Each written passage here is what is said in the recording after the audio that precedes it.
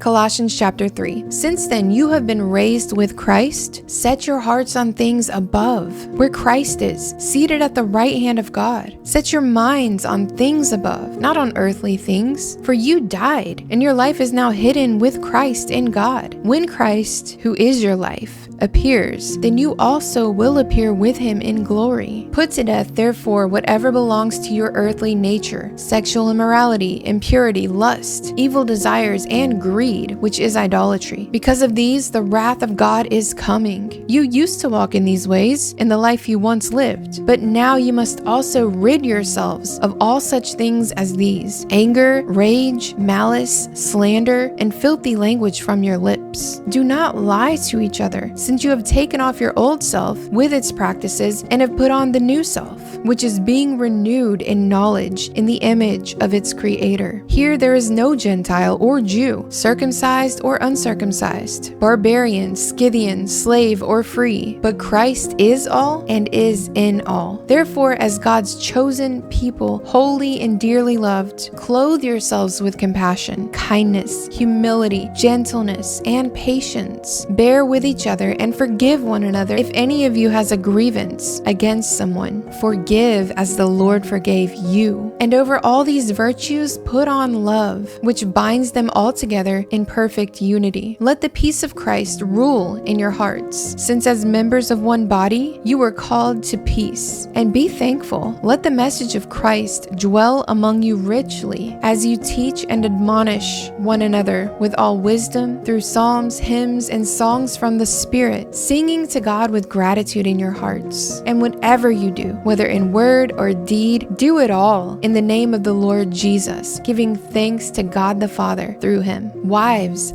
submit yourselves to your husbands, as is fitting in the Lord. Husbands, love your wives, and do not be harsh with them. Children, obey your parents in everything, for this pleases the Lord. Fathers, do not embitter your children, or they will become discouraged. Slaves, obey your earthly masters in everything, and do it not only when their eye is on you, and to curry their favor, but with sincerity of heart and reverence for the Lord. Whatever you do, work at it with all your heart, as working for the Lord, not for human masters, since you know that you will receive an inheritance from the Lord as a reward. It is the Lord Christ you are serving. Anyone who does wrong will be repaid for their wrongs, and there is no favoritism.